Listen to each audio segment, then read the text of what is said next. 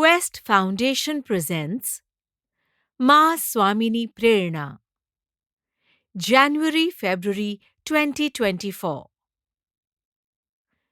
Quest Foundation Prakashit Ma Swamini Prerna. The theme of the magazine is क्रोधनु जटिल विश्व, क्रोध की जटिल दुनिया, the complex world of anger. મા સ્વામીની પ્રેરણા સંવાદ શ્રેણીમાં આજે વાર્તાલાપ કરવા માટે આપણી સાથે પરમ પૂજ્ય પદ્મભૂષણ આચાર્ય ભગવાન શ્રી રત્નસુંદરજી મહારાજ સાહેબ મહારાજા છે. સાહેબજી, આપને મારા વંદન, પ્રણામ, નમસ્કાર. આજનો વિષય છે ક્રોધનું જટિલ વિશ્વ.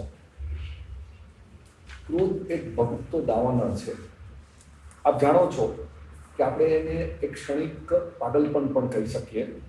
એક વિષ ચક્ર છે અને એમાં એકવાર દાખલ થયા પછી એ વધતો જ જાય છે અને સારા સારા વ્યક્તિઓને ભાન ભૂલાવે છે. ક્રોધ ક્ષણનો હોય છે પરંતુ પરિણામ સદાના હોય છે.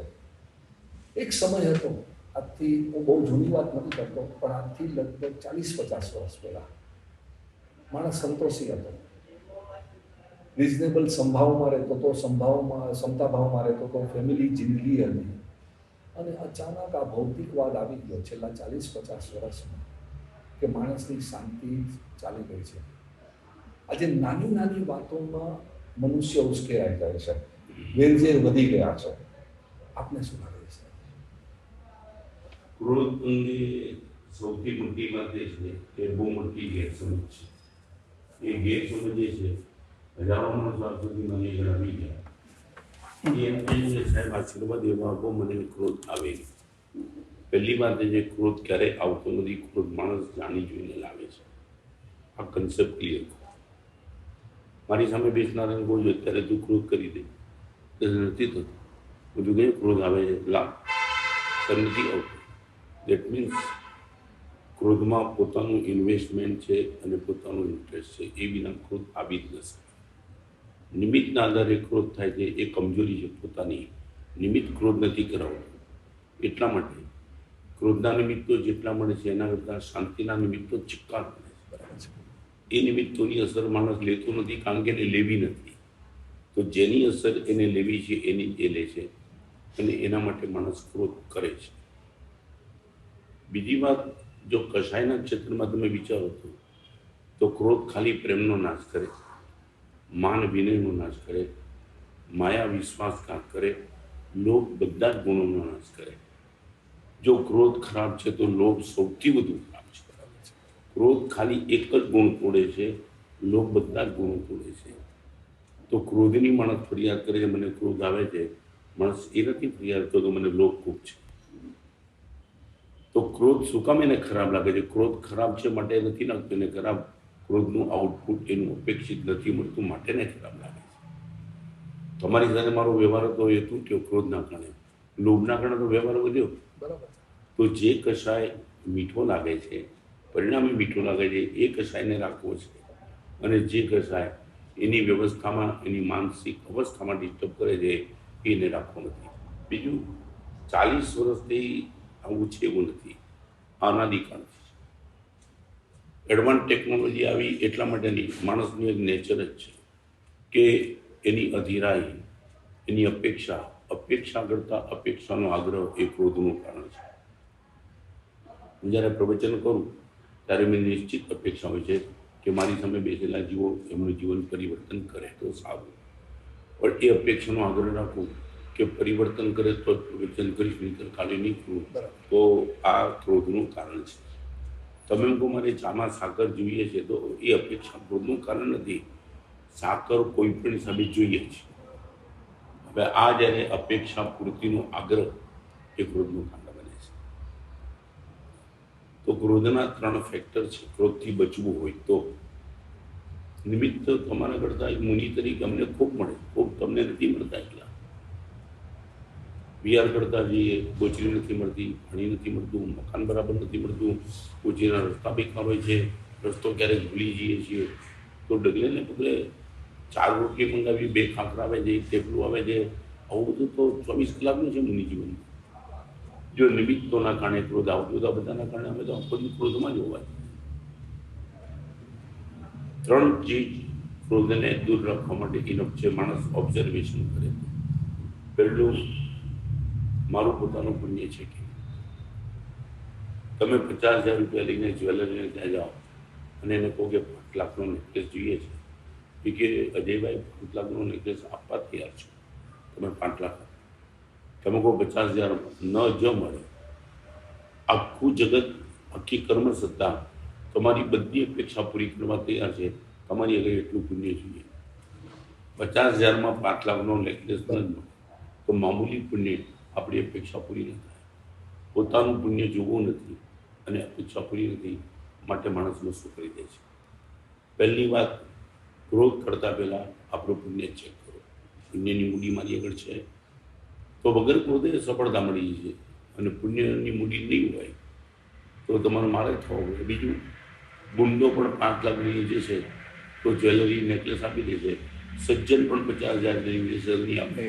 હવે માણસ કે ગુંડાનું તું માને કે મારું નથી માનતો, એ કે ગુંડાનું નથી માનતો, તારી નથી માનતો એવું નથી, મારે સંબંધ 5 લાખ સાથે છે. પુણ્ય દાઉદ ઇબ્રાહિમનું છે તો એ સફળતા મળશે, અને રત્નનું પુણ્યની રીતે માનતા છે. પ્રશ્ન રત્ન અને દાઉદ ઇબ્રાહિમનો નથી, પ્રશ્નના કેન્દ્ર સ્થાને પુણ્ય છે. એટલે પુણ્ય નથી એ સ્વીકારવાની માનસિકતા નથી, માટે ક્રોધ થઈ જાય છે. પહેલી વાત. બીજું, મારું પુણ્ય જોવું, સાથે સામાન્ય પાત્રતા પણ જોઈએ. 5 લાખ રૂપિયા લઈને તમે જ્વેલરીને જાઓ અને સામો જે વેપારી છે એ પીધેલો જ છે. કોણે ભલે તમને લાગે તો દુકાન લઈને બેઠું, 5 લાખ છે, ભાવ છે, બધું આપું છું, પીધેલો જ છે, તો તમારું પુણ્ય હોવા છતાં સામાન્ય પાત્રતા નથી.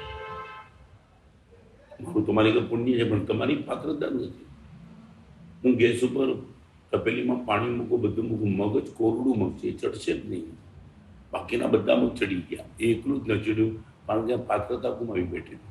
એનામાં જે પાકી જવું પડે એ બી યોગ્યતા નથી.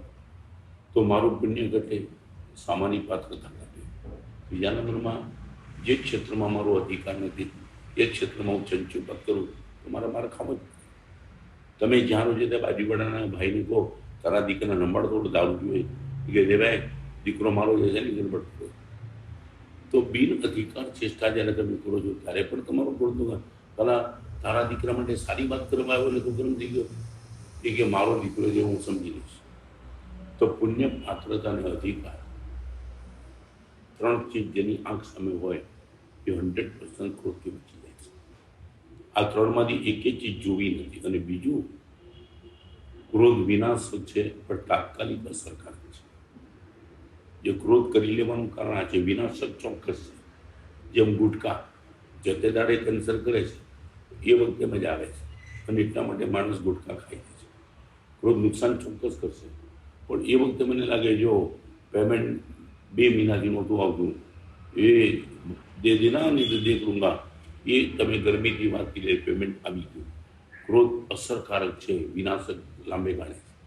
તો માણસ શોર્ટ ટેમ્પર છે. અત્યારે જો એ પરિણામ મળી જતું હોય તો કરી લો.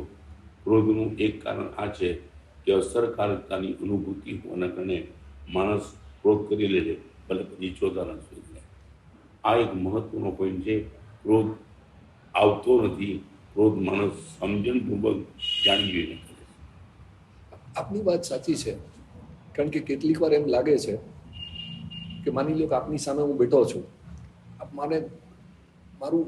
મને ગમે તે રીતે મારી સાથે વર્તણૂક કરો, પણ હું આપની ઉપર ક્રોધ નહીં કરું. પણ કૌશિકભાઈ ઉપર નાનામાં નાની બાબતમાં હું ક્રોધ કરી લઈશ. એનો અર્થ શું થયો કે હું સમજણપૂર્વક કરું છું કે મારા સાહેબ સાથે ક્રોધ ન થાય, મારા વડીલો સાથે હું ક્રોધ નથી કરતો, પણ મારાથી નીચેના માણસોને હંમેશા હું ધમકાવતો રહું છું. એક બીજી પણ થિયરી આવે છે કે હું કંટ્રોલ્સ યુ. ક્રોધની અંદર આપણે એકદમ શાંતિથી બહારગામ જતા હોઈએ, આપણે શાંતિથી એન્જોય કરતા હોઈએ, અને અચાનક કંઈક નાનકડા પ્રસંગો બની જાય, કોઈએ મારી કારને ઓવરટેક કરી અને માણસનો ક્રોધ એકદમ ભભૂકવા માંડે છે. એનું કારણ છે કાર ઓવરટેક કરે છે માટે નથી, પોતાની ઈચ્છા એવી છે કે મારી કારને કોઈ ઓવરટેક નહીં કરે. એટલે અહંકાર. જે ઘણું તે અચ્છા. એક નાનકડી વાત કરી તમે જે પૂછ્યું એને સમજો. હું જતો હતો ને તમે મારી સાથે ભટકાઈ ગયા અને મારા હાથમાં તપેલી હતી. એ તપેલીમાં રહેલો મોસંબીનો રસ જોડાઈ ગયો. હવે પ્રશ્ન તમે મને પૂછી શકો છો, તમે ભટકાયા માટે મોસંબીનો રસ જોડાઈ ગયો કે તપેલીમાં મોસંબીનો રસ હતો માટે જોડાઈ ગયો? અહીંયા જો લીમડાનો રસ હોત તો તમારા ભટકા બીજી લીમડાનો રસ જ નહીં થતો. આનો અર્થ મારામાં શું હતું એ તમે ભટકા એટલે પ્રગટ કર્યું. તમે ભટકાયાનો પ્રશ્ન નથી, પણ હું અંદર ક્રોધ લઈને બેઠો હતો એટલે અજયભાઈ મને ભટકાયા એટલે મારામાં રહેલો ક્રોધ પ્રગટ થયો. ચંડકો શીખ પણ મહાવીર સાથે ભટકાયો હતો તો મહાવીરમાં ક્રોધ કેમ ન નીકળ્યો? મહાવીરની અંદર કરુણા હતી. એટલે કોઈ ભટકાય છે માટે હું ક્રોધ નથી કરતો. અજયભાઈ મને ગાળ દીધી માટે ક્રોધ નથી કરતો. મારામાં ક્રોધ પડ્યો છે અજયભાઈની ગાળથી પ્રગટ થયો. એટલે પહેલી વાત આ છે, મારામાંથી જે બહાર આવે છે એની જવાબદારી મારી છે, નિમિત્તની કોઈ નથી. બીજી એક વાત તમે આ વાત કરતા પહેલા કરી કે કૌશિકની નાની ભૂલ પર ક્રોધ થાય, આપની મોટી ભૂલ પર કદાચ ન થાય. એવરેજ સૂત્ર છે faults are thick when love is thin. કોઈ પણ વ્યક્તિ પ્રત્યેનો પ્રેમ તમારો હાઈ ટેપોનો હોય ત્યારે એની ભૂલ તમને પાછળ જ દેખાય. બરાબર. પ્રેમ જાડો તો ભૂલ પાતળો, પ્રેમ પાતળો તો ભૂલ જાડો. તમે મને એવા સ્થાને બેસાડે આપ તો ગુરુદેવ છો એટલે હું કંઈ પણ કરું તમે લેતા જ નથી, કારણ કે તમને મારા પર પ્રેમ હશે છે એવો પ્રેમ કૌશિક ઉપર નથી. એટલે ક્રોધ થવાનું ઘણા કારણોમાંનું એક કારણ એ છે આપણી પ્રેમની માત્રા ઓછી થાય ત્યારે ક્રોધની માત્રા વધે. શું એ કુદરતી પ્રતિક્રિયા પણ ગણી શકાય ખરી કે કુદરતી પ્રતિક્રિયા છે નાનપણથી બાળક? એક વાત, આપણે ત્યાં 3 ચીજ છે, કામ, ક્રોધ અને લોભ. કામ એટલે ઈચ્છા. કામ શું થાય છે? ઈચ્છાની નિષ્ફળતા થાય ત્યારે ક્રોધ થાય, ઈચ્છા સફળ બની ત્યારે લોભ થાય. કામ, ક્રોધ, લોભ, ક્રોધ આ બાજુ, લોભ આ બાજુ ને વચ્ચે કામ. કામ એટલે ઈચ્છા, અપેક્ષા. સફળ થઈ ગઈ તો લોભ, નિષ્ફળ થઈ ગયો એટલે નો ડાઉટ અનાદિના સંસ્કાર છે એટલે સત્તામાં તો પડી જ છે ક્રોધ. પણ મારે બહાર શું લાવવું એનો નિર્ણય મારા છે. એક બીજી વાત નથી, આ લાઇટ છે ને એ લાઇટનો પ્રકાશ અહીંયા જ પડે, હું ઈચ્છું તો પણ બીજે નહીં થાય. તમારા હાથમાં ટોર્ચ છે, તમે જ્યાં ફોકસ કરવા માંગો ત્યાં ટોર્ચ પ્રકાશ પડવા તૈયાર છે. ક્રોધ મનનો વિષય છે, શરીરનો વિષય છે અને મન એ ટોર્ચ છે. તમે ક્ષમા, નમ્રતા, સરળતા, પરોપકાર, ઉદારતા જ્યાં પણ તમે ફેરવવા માંગશો એ બધું મનમાંથી નીકળે. એટલે મહાવીર જો ચંડકોશી ઉપર પ્રેમ કરી શકે તો હું મારા નોકર ઉપર, મારા દીકરા ઉપર, મારી પત્ની પર કેમ ન કરી શકું? જે એનામાં છે એ બધું જ. એટલે ક્રોધની પ્રકૃતિ માનવાની ભૂલ નહીં. જો ક્રોધ પ્રકૃતિ માનો, માન માયા લો બધી પ્રકૃતિ, મોક્ષ ન થાય ત્યાં સુધી બધામાં બધું છે, મારામાં પણ છે. શું મારે બહાર લાવવું કે શું મારે બહાર ન લાવવું એ નિર્ણય હું કરીશ. ગુસ્સાથી આપણે નકારાત્મક લાગણીઓ વ્યક્ત કરવાનો એક ઉપાય છે ખરો? આપણે ત્યાં 2 શબ્દ મૂક્યા છે, પ્રશસ્ત કષાય પણ શબ્દ છે. આપણે એવો કષાય કે જે તમારી સદગતિ અટકાવેલી, પરમગતિ અટકાવેલી. દાખલા તરીકે ગુરુ શિષ્ય પર જે ક્રોધ કરે છે એના હિત માટે ક્રોધ કરે. જે એક્ઝામ્પલ મારા ગુરુદેવે પણ મને માર્યો. આમાં કષાયને વિશેષ આવશ્ય ભાષ્ય નામનો આપણે ત્યાં ગ્રંથ છે, એમાં આવા કષાયનું નામ આપ્યું છે આદેશ કષાય. આદેશ કષાયનો અર્થ એવો છે અંદરમાં પ્રેમ હોય અને બહાર ક્રોધ પ્રગટ કરે. મા દીકરા ઉપર કરે કષાય, ગુરુ શિષ્ય ઉપર કરે, બાપ દીકરા ઉપર કરે, ક્યારેક ટીચર સ્ટુડન્ટ ઉપર કરે. એ ક્રોધ એના જીવનને સારા માર્ગે લાવવા માટે છે. એટલે અંદરમાં બહાર નકારાત્મકતા દેખાય છે, અંદરમાં. એટલે હું ઘણી વાર ઇન્દોરમાં વર્ષો પહેલાં મારું જેલમાં પ્રવચન હતું તો કેદીઓ મને કહેવાય કે અમે અપરાધ કર્યો છે માટે મારા સાહેબ જેલથી ના નથી. આ જેલરોને કહો સાહેબ માબેન સામે ગાળો છે. ક્યારેક અમે ભૂલ કરીએ, અમારી માબેને સાહેબ શું ભૂલ કરીએ, પછી એ જેલરોની અને પોલીસોની બી મિટિંગ નથી. મને કે બધા ગુંડાઓ જે સાહેબ સમાજને બગાડી નાખે એને તો એ રીતે જ વાત થાય. એમને કીધું એક કામ કરો, તમારું હૈયું, હાથ મારે પણ હૈયું રડે એ માનું હૈયું હોય છે. તમે ક્રોધ જ્યારે પણ કરો ત્યારે તમે માનજો હું માનું, હાથ મારે હૈયું રડે. એ દિવસથી લોકોએ આખી શૈલી બદલી અંદરમાં બી. મારા ગુરુદેવ મને ક્યારે માર્યો છે કે આ સજા કર્યા વિના રત્નંદર ભણે વધુ તો માર્યું. તો આવો ક્રોધ તો કેવળ નાનીને છોડીને બધાને કરવાની છૂટ છે, છૂટ. કર્મબંધ પણ નથી. આદેશ કશાયમાં કર્મબંધ નથી, અને છે તો શુભ કર્મનો બંધ. એટલે ક્રોધ ન કરવો એવું નથી, પણ 4 ચીજ છે. ક્રોધ ક્યારે કરવો, કેવા શબ્દોમાં કરવો, કોની ઉપર કરવો, અને કયા સ્થળે કરવો. આ 4નું બેલેન્સ ક્રોધ કરનારે રાખવું જ જોઈએ. કોની ઉપર? નંબર 1 પાત્ર છે, નાલાયક છે તો તમને 4 નવા જવાબ આપશે. નાગામણ તમે ગધેડે બેહાડો તો મજા આવી, વિકલ હતું ત્યાં પહેલી વાર ગધેડે બેસી. આની પર તમે ક્રોધ કરીને શું કરશો? ક્રોધ પાત્ર જીવ ઉપર કરો. કેવા શબ્દ વ્યંગમાં તમે કરો છો? 4 વાક્યની જોઈને 40 વાક્યના હું ઘણી વાર કહું છું, પ્રેક્ટિકલ પ્રયોગ કરો. તમારી ધર્મપત્ની આજે ક્ષમા સાથે નથી, તમે ઉકળી ગયા છો. તમારે જવું છે, એક કામ કરો, એની એ વખતે એક જ ભૂલ યાદ કરજો. એક સાથે 25 ભૂલ તમે યાદ કરજો કે 2 દિવસ પહેલાં પણ મીઠું નહોતું, મરચું નહોતું. અત્યારે તમે સાકર માટે ગુસ્સો કરો છો, તો આનો અર્થ એ કે તમે ગુસ્સો કરવાની તક શોધતા જ તમારો આખો ભૂતકાળને યાદ કરાવો તો તો બીજું, પાણી ફ્રીજમાં જાય ત્યારે બરફ થઈ જાય. ક્રોધ મનમાં જાય, મનમાં સ્ટોરેજ થાય ત્યારે વેર થઈ જાય, રિવેન્જ. આપણે ત્યાં જૈન શાસનમાં કોહમ મજ્જાને કણી શબ્દ નથી લખ્યો, વૈરમ મજ્જાને કણી શબ્દ છે. હું ક્રોધ નહીં કરું એ નથી લખ્યું, હું વેર નહીં કરું. ક્રોધ આવી અને જાય, વેર સ્ટોરેજ થઈ જાય. હાહાકાર વેરનો છે. હજી તમને બીજી વાત કરું, there is the difference between thoughts and thinking. તમે મને પૂછો સાહેબ શું આવે અને જાય એ વિચારો, રહી જાય એ વિચારધારા. હું અહીંયા બેઠો છું, આ બાજુમાંથી કચરાની ગાડી ફૂલ સ્પીડમાં ગઈ, ટોપ ગિયરમાં, મને ખબર નથી. એ કચરાની ગાડી પાર્ક કરે ત્યારે હું હેરાન થઈ, એ ભાઈ આગળ. તો કચરાની ગાડીનું મને દુઃખ નથી, એ પાર્ક થઈ ગઈ એ મારા માટે થાય. બીજું, અત્તરની ગાડી આવીને ગઈ અને પાર્ક થાય તો જ મને અસર થાય. તો દુર્ગુણો થોટ્સ બનવા જોઈએ, સદગુણો થિંકિંગ બનવું જોઈએ. મારી ક્ષમા, મારો પ્રેમ એ થોટ્સની થિંકિંગ આ મારો નેચર છે. ક્રોધ આવે ને જાય છે. તો ઘણા મને સાહેબ નબળા વિચાર આવે છે, એક અંગ જે રાખતું. એટલે ક્રોધનો એકાંતે દુરુપયોગ કરે એ જ્યારે થિંકિંગમાં કન્વર્ટ થાય ત્યારે. અને મને તો ઘણી વાર એમ લાગે કે દરેક ક્ષેત્રમાં માણસ આઉટપુટ ચેક કરે છે, ક્રોધનું આઉટપુટ ચેક કેમ નથી કરતું. એની માટે આપી જગ્યા યાર. અને બીજું, આ એક જ દોષ એવો છે જે કર્યા પછી માણસ ક્યારેય રાજી નથી થયું આજ સુધી.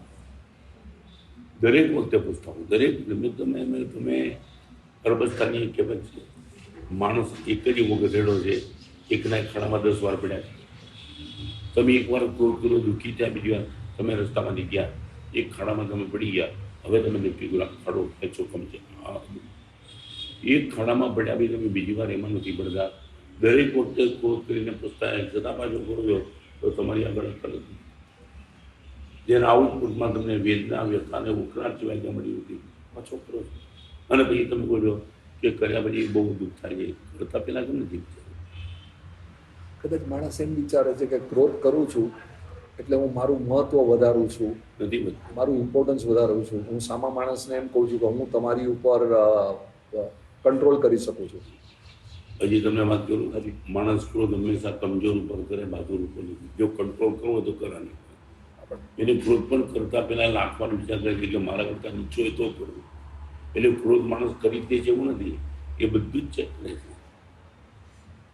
કે જેને ઉપરથી ઈંટ ફેંકી નીચે જતો તેના ઉપર પડી, આમ જેવું એને લાગે થોડો હસે છે, એટલે નીચેથી ઈંટ લઈને એને મારવા માંડ્યો. ઓલો ત્રીજે માળે ગયો, પ્લેટ ખુલ્લો રોટન બેઠક કરતો હતો. હવે આ તો સાલો બાવલું મસલ જોરદાર છે. બધું એ કેમ આવે પછી તમારી ઈટ આપવા ગયો મારવા ગયો હતો. પોતાના કરતા તાકાત વાળો જોયો એટલે ચૂકી ગયો. એટલે ક્રોધનું આ નેચર છે, પાણી નીચે જ જાય છે એમ ક્રોધ હંમેશા કમજોર ઉપર જ થાય. એ જે દિવસે બાજુ લાવશે એ જ માણસ. એટલે ક્રોધ કરવો જ છે, થઈ જાય છે બધી વાત ખોટી. માણસ ઈચ્છે છે તો જ ક્રોધ કરે છે, નથી ઈચ્છતો તો નથી ઈચ્છતો. That means it is in his control. ક્રોધની કારણે શરીરની પ્રતિકારક શક્તિ પણ ઘટી જાય છે. એ માણસને ખબર હોવા છતાં. મેં તમને કીધું ને કે પથ્થર છે ને જે ઝડપથી તમારું માથું ફોડી નાખ્યું એ ઝડપથી પાણી પથ્થરને તોડી ન શકે. મેં અત્યારે તમને પથ્થરમાં તમને લોહી લોણ થઈ ગયું, મને પથ્થર ઉપર શ્રદ્ધા બેસી ગઈ. પણ આ જ પથ્થર એની પર સતત જો પાણીની ધાર જશે તો પાણી પથ્થરને તોડશે. એટલે પાણી પથ્થરને તોડે છે, ધોધની ધાર. ધોધ પડે પથ્થરની તૂટે, ધીમે ધીમે ધીમે ધીમે ધીમે. એટલે ક્રોધ પથ્થર છે, ક્ષમા પાણી છે. ક્રોધ સામાનું માથું તોડી નાખે છે, ક્ષમા ક્રોધને જ ખલાસ કરી નાખે. ભગવાન મહાવીરના ક્ષમાના ભાવે ચંડુકૃષ્ણના ક્રોધને જ ખલાસ કરી નાખ્યો. એટલે મૂળ વાત આ છે કે તાત્કાલિક પરિણામથી મને તો ઘણી વાર થાય છે. તમે દવા લેવા જાઓ છો તો તમે પૂછો ડૉક્ટર કંઈ સાઈડ ઇફેક્ટ તો નથી? તો ડૉક્ટર કે આની આટલી સાઈડ ઇફેક્ટ તમે દવા લેવાનું મુલતવી રાખો છો. 2 વર્ષથી તમને માથાનો દુખાવો હતો, ડૉક્ટરે કેવી ગોળી સજેસ્ટ કરી તમે લઈ લો, 100% માથાનો દુખાવો 10 મિનિટમાં ગયો. પણ એક વાત ખ્યાલ રાખજો, 1000 માણસમાંથી એક માણસને આ બોડી લીધા પછી બ્રેઇન હેમરેજ થઈ જાય છે. તમે લેશો 1000માંથી એકને નહીં લઈએ. કેમ? 2 વર્ષનો માથાનો નહીં. તમે કોઈ જો આ ચાન્સ લેવાય જ નહીં આપણાથી. 1000માંથી એકને માથાનો દુખાવો થાય, બ્રેઇન હેમરેજ થાય એવું ન લેવાય. હજારને દુઃખી કર્યો ક્રોધ કેવી રીતે થાય? ખાલી સાઈડ ઇફેક્ટ તો પૂછો, અને પૂછો પણ નહીં તમારા અનુભવને પણ અમે આવો તો ભારત ખાતો દરેક. ક્રોધ એક માનસિક આવેગ છે અને એક માનસિક બીમારી પણ છે. એટલે બધું જ છે, પણ વી કેન કંટ્રોલ. 101% જે હું તમને અભિમાનથી નથી કરતો, આવું બધું નથી થતું જ નથી. પાનખરને વસંત ઋતુ, પાનખરમાં બી તમે ગરમ છે નતો તો પુણ્યને પાપનો ઉદય. જેમ ઋતુમાં વસંત અને પાનખર છે, સૂર્યોદય સૂર્યાસ્ત છે, પૂનમને અમાસ છે, સફળતા નિષ્ફળતા બધું જ છે. તમે મારું માનો. અને બીજી બહુ મહત્વની વાત, જ્યારે તમે મારું ન માનો, તમારી પર ગરમ થાવ, ત્યારે એક જ મિનિટના જો વિચારો કે મેં ભગવાનનું કેટલું બધું છે. એક વાત તમને કહું, તમે તો મારું નથી માનવી માટે ગુસ્સો કર્યો, ભગવાને તો મને કીધું રત્ન તારે ક્રોધ જ નથી કર્યો. ભગવાનની આજ્ઞાનો ભંગ હું કરું અને એ મને ઇઝી લાગે, અને મારી વાત તમે ન માનવામાં ગરમ થઈ જાવ, આ તો ખાલી આ બુદ્ધિમત્તાનું કાર્ય છે.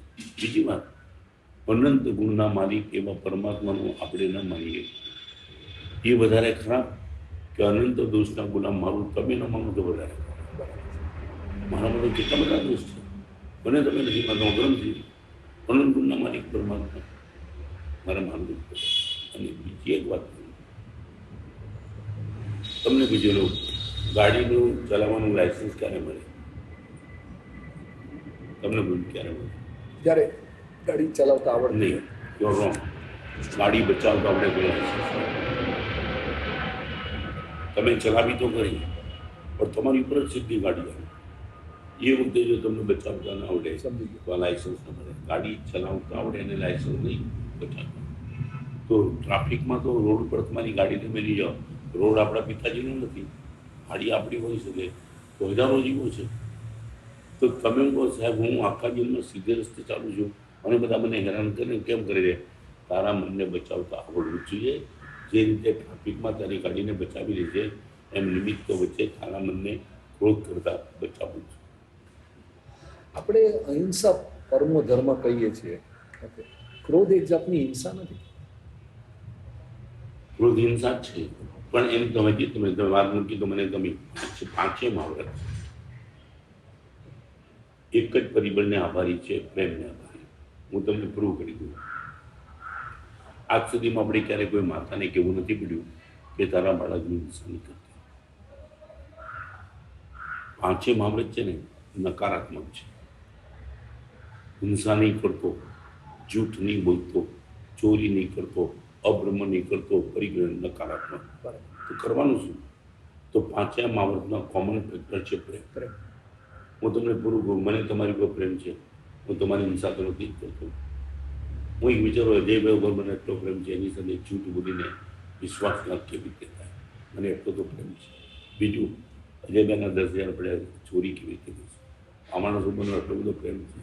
વ્યભિચારની વાત નથી, પરિગ્રહ અજયભાઈના પૈસા ઉડાકીને મારી દીધું. પ્રેમ પાંચેય આવૃતના પાલનને સુગમ બનાવી દે છે. તો એક તમને નાણાકીય વાત કરું. વર્ષો પહેલાં આચાર્ય કૃપલાનંદ, મેં નામ સાંભળ્યું છે, ગાંધીએ સ્થાપેલા એક આશ્રમમાં ગયા અને કૃપલાનંદે ગાંધીનો આશ્રમ જોયો અને આશ્રમ જોયા બધી ગાંધીએ એમને પત્ર લખ્યો, બાપુ તમારા આશ્રમમાં હિંસા ખૂબ દેખાય છે, પ્રેમ ક્યાંય દેખાતો નથી. બહુ મહત્વની વાત છે.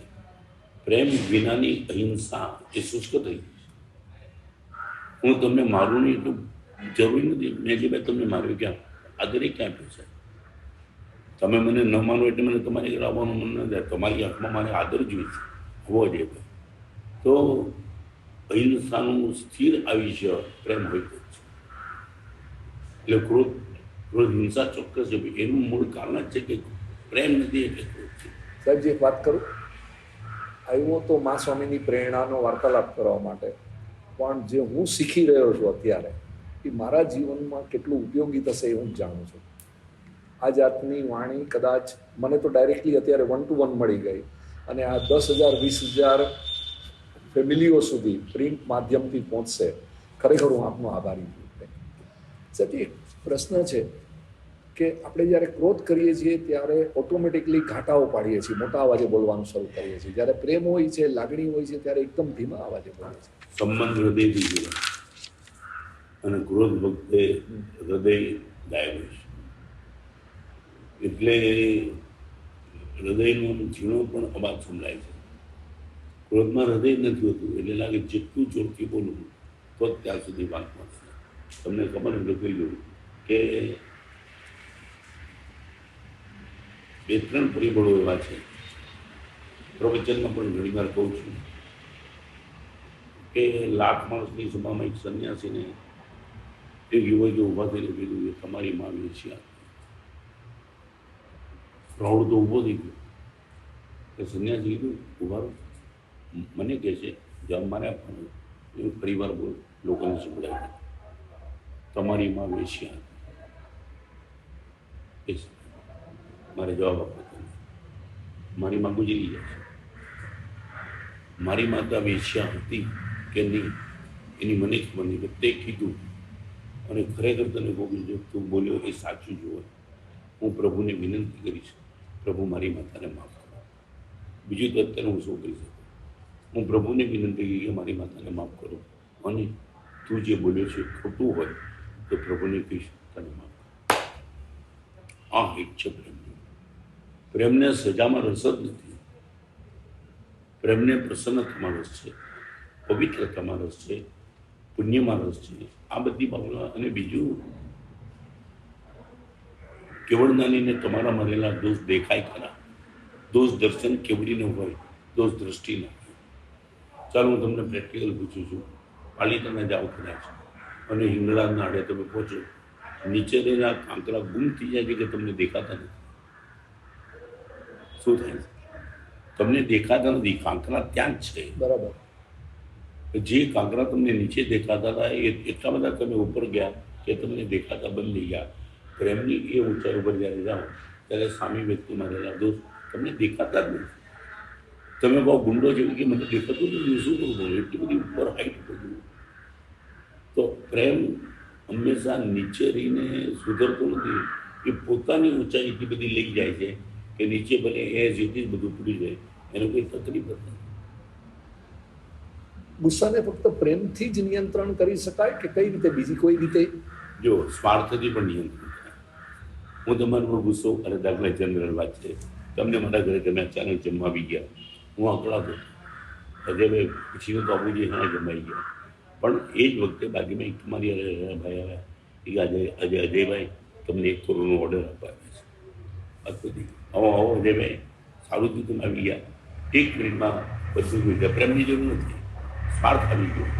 આમાંના આગળથી મને કંઈક મળે એવું છે. હું તમને એક બીજો પ્રશ્ન કરું છું. અમે મુનિ જીવનમાં આવશ્યક ક્રિયા માટે પેશાબ બાથરૂમ બહાર જઈએ, દાખલા તરીકે યુરિન ગામડામાં છીએ, એક પથ્થર ઉપર મેં નાખવા ગયો અને જેવી રીતે હું નાખવા ગયો એક ભાઈ દોડો, સાહેબ એક મિનિટ કેમ? સાહેબ ભગવાનની પ્રતિમા માટે આ પથ્થરની પસંદગી થઈ ગયો. શિલ્પી કાલે આવ્યો તો કે આના જેવો પથ્થર કોઈ અટકી ગયો. હું પેશાબ એની પર સંડાસ પેશાબ કચરો દાખલ તમારી બાજુનો કચરો તમે નાખવા જતા મને કીધું આ તો આ પ્રતિમા બનવા માટે નથી થઈ ગયો. તો એમ કહું જે પથ્થરમાંથી પ્રતિમા બને એ પથ્થર ઉપર જો કચરો ના નાખી શકાય તો જે જીવ પોતે પરમાત્મા બનવાનું હોય એની પર ક્રોધ કેવી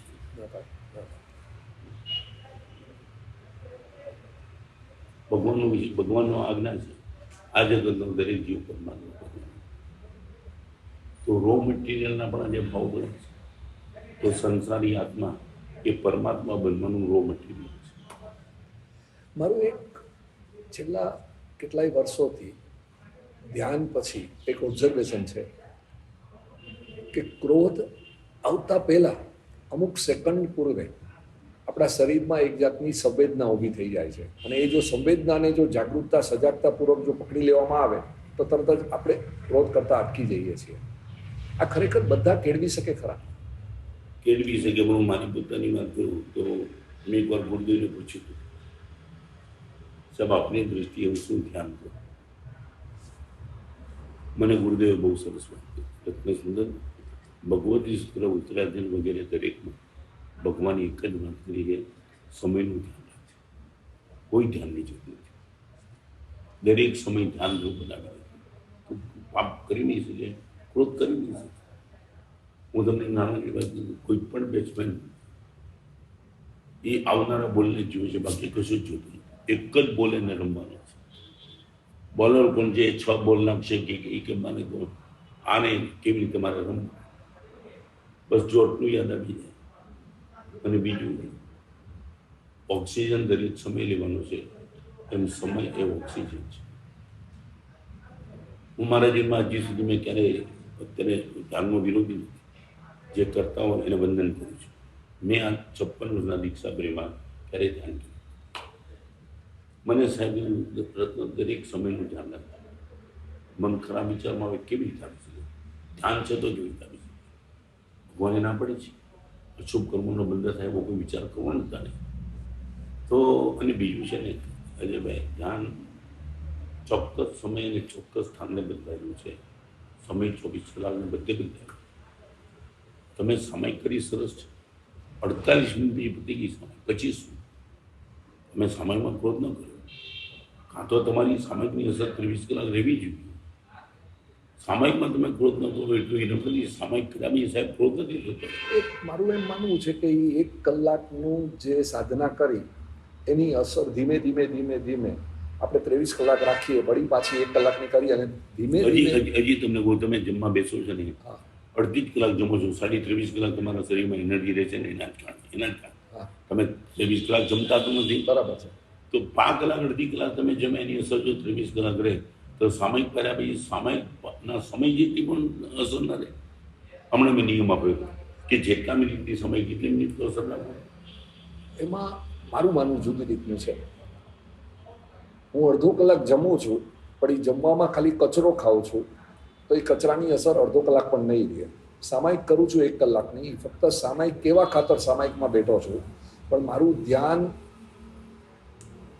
દરેક ખોટી જગ્યાએ છે સામાયિકમાં. આપ જે સામાયિકની વાત કરો છો હું સમજી શકું છું. છતાં હું તમને કીધું, તમારે વાતના વચ્ચેથી કાપું છું. સામાયિકમાં તમારું મન જ આડોવડું છે, વચન અને કાયાનો તો તમારો સ્થિર છે. આ મોટો પ્રશ્ન છે. તમે કહો સામાયિકમાં અમારું મન ગમે ગયું, તમારું વચન માબેન સામે ગાળો બોલ્યા સ્વામીના? કેમ નહીં? તમે સામેમાં મોબાઈલ ઉઠાવ્યો કેમ નહીં? તો હું કહું છું સામેમાં મન નથી જતું એ નકારાત્મકતા છે, વચન અને કાયા સાહેબ શુભ યોગમાં છે એ હકારાત્મક. તો આવી સામાયિક પણ કરો, આવી સામાયિક કરો. મન જાય તો જાને તો મત જાને તો શરીર. બરાબર. આ તુલસીનું વચન છે. તો આજે વચન અને કાયામાં નહીં થતા પાપ આવતીકાલે મન સુધી પણ પહોંચશે. આપણે કેટલીક વાર જોઈએ છીએ કે છોડવા જેવું છૂટતું નથી અને મેળવવા જેવું મળતું નથી. તો આ યોગ લાવવા માટે મહત્વનું શું, ગુરુ કે સ્વાધ્યાય? એકે મહત્વ નથી, અન્ડરસ્ટેન્ડિંગ મહત્વની છે. અહીંયા 1 કરોડ રૂપિયાનો 1 કરોડનો હીરો પડ્યો છે અને મેં પીધેલો છે. ઓળખો પણ જો સ્વસ્થતાથી કે મને ખબર પડી તો કરોડનો હીરો છે, હું છોડીશ? હું 4 તબક્કે વાત કરું છું. ભગવાન મળે પુણ્યથી, ભગવાન તમને ઓળખાય પ્રજ્ઞાથી, બુદ્ધિ, આ પરમાત્મા, અનંત જ્ઞાન, અનંત દર્શન, અનંત. ભગવાન ગમે પ્રેમથી, ચોથો તબક્કો મળ્યા પુણ્યથી, ઓળખાયા પ્રજ્ઞાથી, ગમ્યા તમને પ્રેમથી અને બનાય પુરુષાર્થ. પુણ્ય, પ્રજ્ઞા, પ્રેમ અને પુરુષાર્થ, આ 4 તબક્કા તમે વેચી લો તો તમે કેટલું. ગુસ્સાની એક બીજી બાજુ પણ છે કે ગુસ્સાને કારણે એક જાતનો જોમ આવે છે, એક જાતનો જુસ્સો આવે, એને કારણે કેટલીક વાર સારા સારા કાર્યો પણ થઈ શકે ખરો? ડ્રગ્સ લેવાથી જોમ આવે છે એવું તેને લાગે હું આસમાનમાં. હું તો તમને જુદું કહું છું. વડોદરામાં હું જઈને આવ્યો, એક મુસ્લિમ બેન મળ્યા, ડ્રગ્સ લેનારા છોકરાના પરીક્ષામાં માર્ક સારા આવે. બોલો, એ વખતે એવા ઉલ્લાસમાં નશામાં હોય છે ને કે જેના કારણે પર્સન્ટેજ પણ વધારે આવે. પણ શાસ્ત્રકારો એમ કહે છે જેનું પરિણામ સારું અપસત થાય જે યોગા પરિણામ અમારે ચાલે કર્યું. જે મન વચન કાયના યોગોનું પરિણામ સારું ન હોય એ મન વચન કાયના યોગો ગમે તેટલા સારા હોય એમાં જવાય. એટલે ક્રોધથી કામ ચલાવો લાભ પણ થઈ જશે. આજે તમને કહું કે તમને ક્રોધ આવી ગયો, કૌશિક કરતા તમે 2 કરોડ નાનું વધારે આપો, રામકોટ તને નીચે ન પડો તો મારું. આવા દાનની શાસ્ત્ર કરો કોઈ કિંમત નથી. જેના કેન્દ્રમાં કસાય છે એ ધર્મ કેવી રીતે કહેવાય? આપણામાં વમન, દમન અને સમન આ 3 શબ્દો આવે છે. તો ક્રોધને કંટ્રોલ કરવામાં અને દબાવવામાં ફેર છે? નિયંત્રણ તો બધે સમજણ પૂરું કરે, બરાબર. પણ આખો સમાજ અત્યારે સારો છે માત્ર દમનના. 26 વર્ષનો છોકરો રસ્તામાં એક યુવતીને જુએ છે અને એના મનમાં વિકાર જાગે, એ પોતાના મનને ન દબાવે તો સમાજ વ્યવસ્થા ચાલે જ નહીં.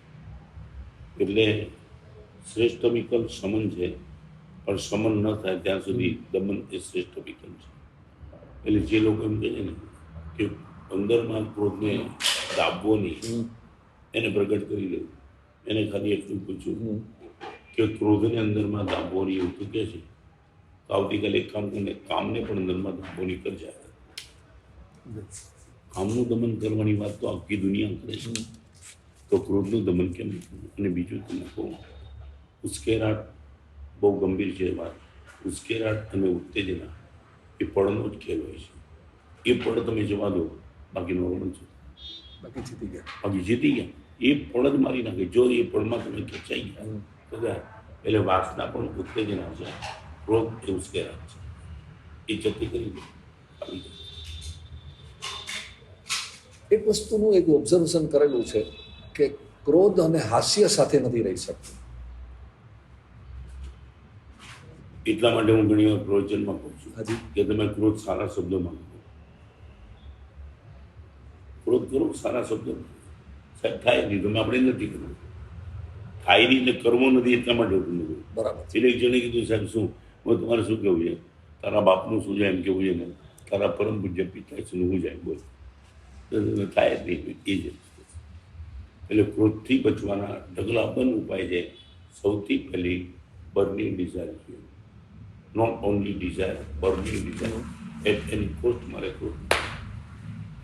અને બીજું એક નાનકડી સાયકોલોજી કહેવાય, કોઈ પણ સારું કામ ઓછી પેનલ્ટીએ તમે કરી શકશો. ખરાબ કામ રોકવું હોય બધું પેનલ્ટી. બીજી એક વાત, ધર્મ મનને પણ સારો લાગે છે અને ભગવાને પણ સારું કીધું છે. પાપ ભગવાને ખરાબ કીધું છે, મનને ખરાબ નથી લાગતું. હજી તમને કહું, ક્રોધ ખરાબ છે ને એ તમે સાંભળ્યું છે ને છતાં તમે કરો છો, કારણ કે કેમ કરો છો? ભગવાને ના પડીએ તમારા મનને ગમે છે. જે વાત આપણા મનને ગમતી હોય એ વાતથી દૂર થવું ને બહુ મોટો પ્રકાર છે. પણ હું તો અંગત અનુભવ કરું છું કે 4 તબક્કા છે. પહેલો તબક્કો છે આઈ કેન નોટ, સર મારું કામ નહીં, ક્રોધથી બચવાનું મારું કામ નહીં. થોડો આગળ આપો, સર આઈ કેન, હું કરી શકું તેમ છું. હજી થોડો આગળ વધ, I would like to do, મારે મહેનત કરવી છે. I can not do, I can do, I would like to do, I want to do. સાહેબ હું ખરેખર ઈચ્છું જ છું કે ભાઈ અમે આઈ વિલ ડુ સાહેબ, અને આઈ શેલ ડુ. સાહેબ આપણે આટલા બધા પ્રદૂષણો જોઈએ છીએ, હવાનું પ્રદૂષણ છે, પાણીનું પ્રદૂષણ છે, આ બધા જોઈએ છીએ, પણ સમાજમાં ક્યારેય આપણે આ માનસિક પ્રદૂષણ જે આપણે 4 કસાયોની વાત કરી શરૂઆતમાં છે, એની પર ધ્યાન કેમ ઓછું આપવામાં આવે છે? વૈચારિક પ્રદૂષણ લોકો એને પ્રદૂષણ માનતા નથી. એનું મોટામાં મોટું કારણ છે કે વૈચારિક પ્રદૂષણને પ્રદૂષણ ન માનવાના કારણે આખો મીડિયા એ આના માટે જવાબદાર છે.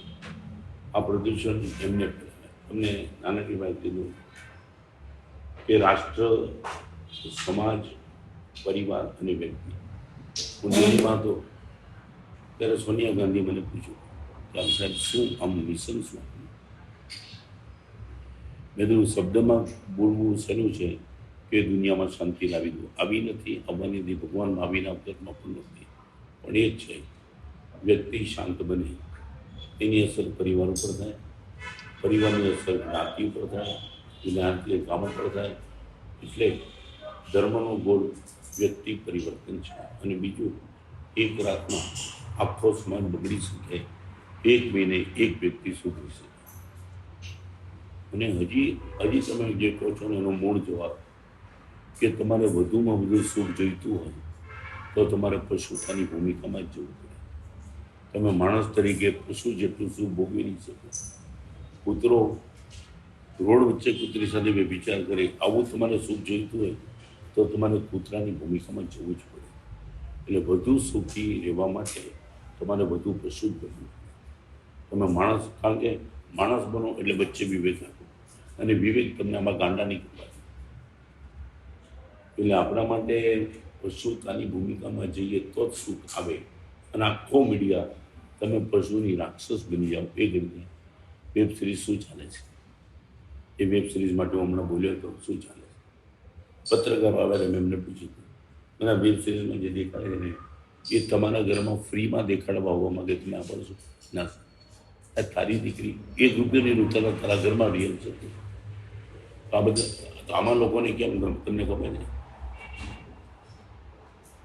તમારે સંસારની સુખ અનુભવ હોય ને વધુમાં વધુ તમારે વિવેકને રક્ષણ રાખવું પડે. વિવેક ચક્ષુ તમને પશુ ન જપવું. માણસ અને પશુમાં આ એક જ ફેર પડે છે, માણસ આગળ વિવેક ચક્ષુ છે એની.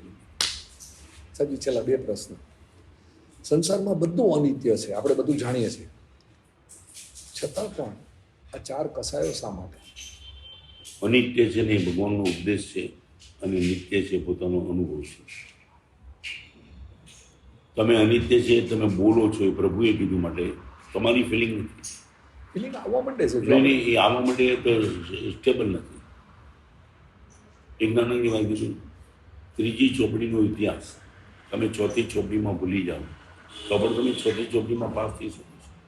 પણ 3જી ચોપડીનું મેથ્સ 4થીમાં ભૂલી જાઓ તો કામ લાગે ન લાગે. ધર્મના બધા સિદ્ધાંતો હિસ્ટ્રીના નથી, મેથ્સના છે. એટલે એ વિચાર તમે પરમાનન્ટ સ્ટેબલ કરી દો.